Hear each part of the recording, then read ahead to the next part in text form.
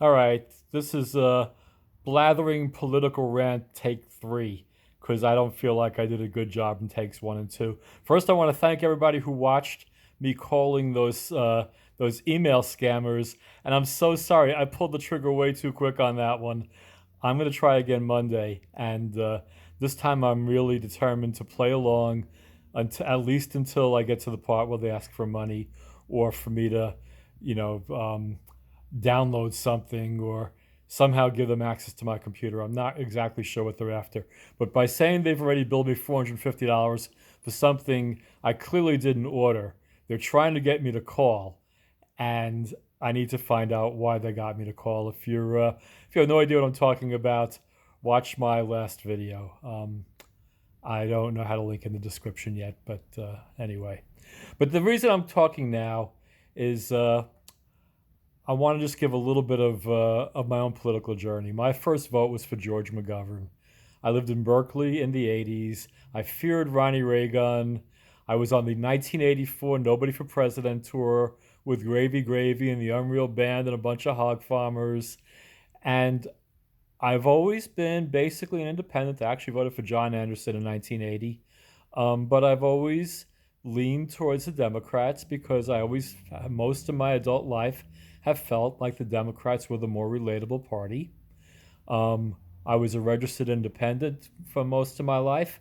That changed in 2020 because had Tulsi Gabbard won my congressional district in the primary, I was there was a distinct possibility that I would have gone to Milwaukee as a delegate, as a Tulsi delegate for the convention. Obviously, that didn't happen. The convention didn't happen, but I'm getting way ahead of myself.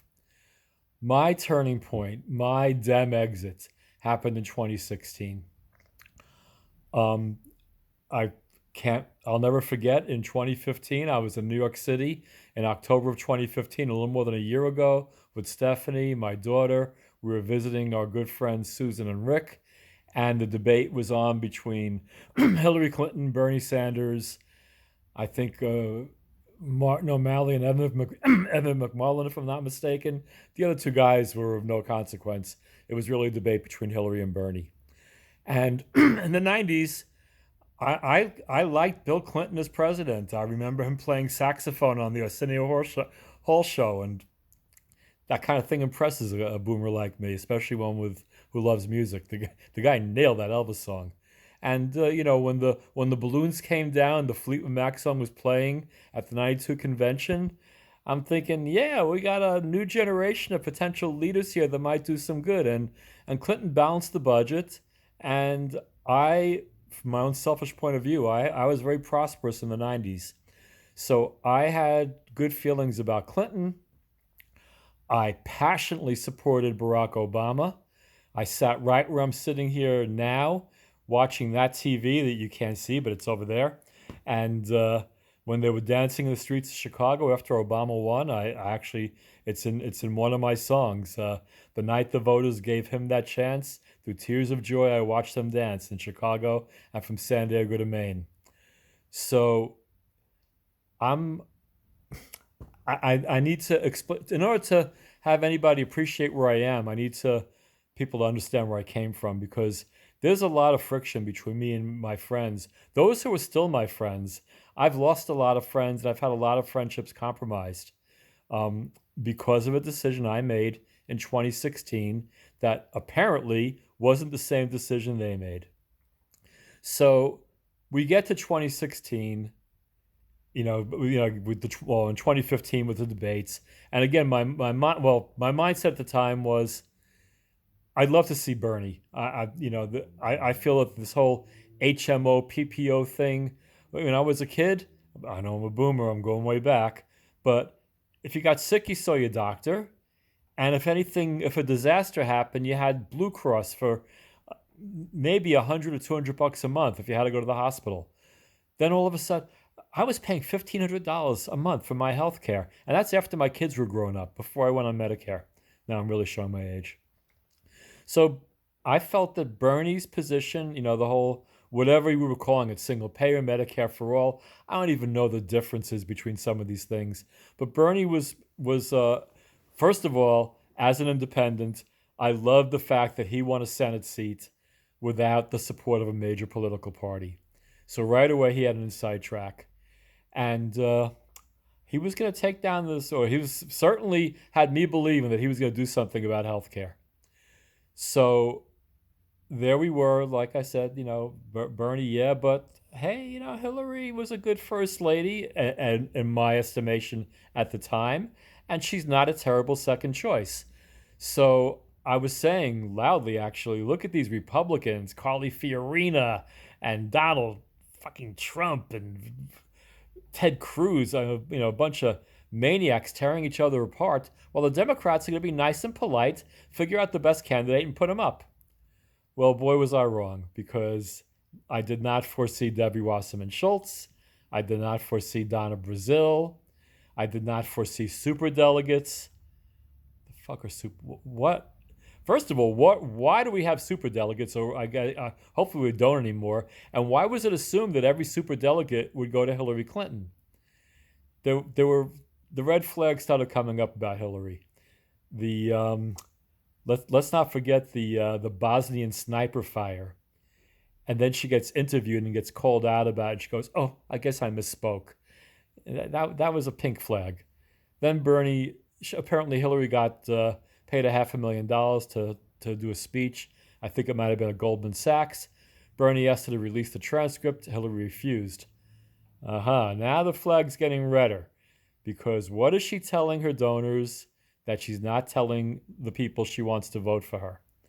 And then, worst of all, when Debbie Wasserman Schultz resigned in disgrace from the DNC, Hillary, instead of denouncing the cheating, made Debbie Wasserman Schultz her honorary campaign manager, and that was just too much for me to bear. So I was among the Bernie or bust crowd. We had this Wavy Gravy's 80th birthday party happened in May of 2016, and Ben from Ben and Jerry's gave a stirring pro-Bernie speech, but it was kind of depressing because if you think about where everything was by May, it was really hopeless by then. And then by June, when I saw Wavy up in Laytonville, and I implored him, Wavy, it's Hillary against Trump. If there was ever a year we got to go out for nobody for president, this is the year. And Wavy said, no, got a phone call. We got to defeat Trump at all costs. And that was kind of the beginning of it. Now, Wavy was nice about it. I love Wavy.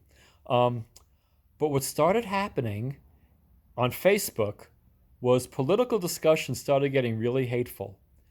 And all these people who were side by side with me at Wavy's birthday and all the, among my old hippie friends, we were very, very big time Bernie people. But one by one, they started not only deciding to support Hillary, but demanding that everybody does, and not being very nice about it. I had never experienced voter shaming my whole life. I never voter shamed anybody. And by the way, when this video is over, I'm going to tell you exactly who to vote for in the upcoming 2020 election if you haven't already voted by mail. But I felt like I was in the movie, Invasion of the Body Snatchers, because one by one, people who I regarded as free-thinking, decent, logical folks were getting shrill about being furious that some of us were not going to vote for Hillary. I voted for Jill Stein. I voted for her very proudly. I looked at the four candidates and I said, which of these people would I trust the most of my grandchildren? And by a long shot, it was Jill Stein. So I voted for the person that I thought would be the best president. I didn't care about wasting my vote. You don't waste your vote, you cast your vote. So I've departed from a lot of my friends. I got called a misogynist. And I hate to get binary here, but Jill Stein's a woman. How could I be a misogynist when I voted for a woman? I don't get it. And I've been called a lot of names, and I've been told I went to the dark side. And this is all before I started supporting Tulsi Gabbard.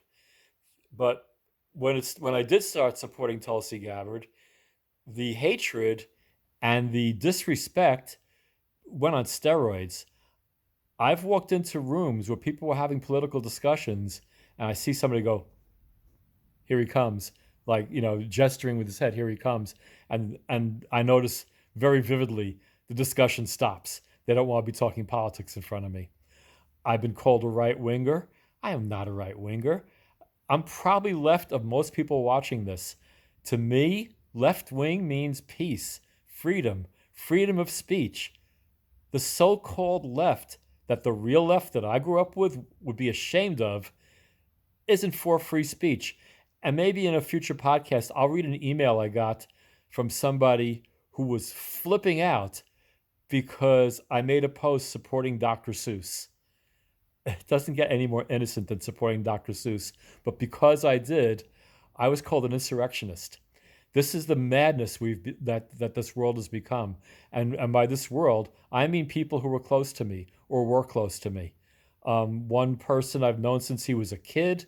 The day that Trump took us out of the Paris agreements, he posted on Facebook, "If you think Trump is, if you still think Hillary's worse than Trump, then you're an idiot." But he spelled your Y-O-U-R. So I basically I commented, if you're going to call half the country idiots, you should spell your correctly.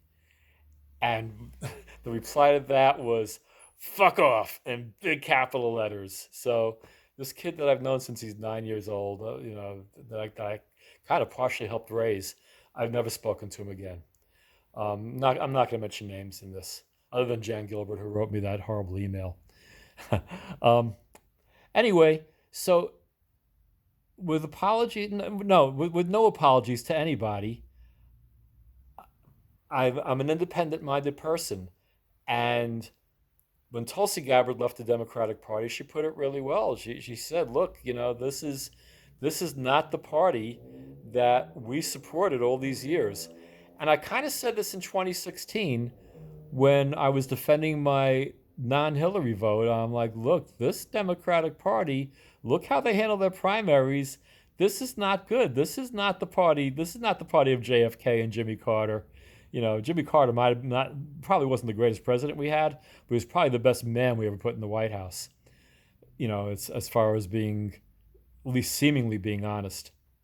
So I dem exited as soon as Tulsi got cheated out of the debates and dropped out of the race. I re-switched my party affiliation back to independent. Democrat was short lived.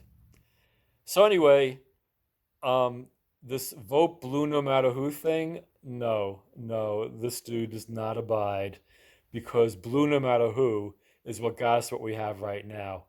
And the levels of hypocrisy, I'm not going to go into issues in this, because there were too many to get into, and I like to keep these videos to 10 minutes, and I'm already approaching 15.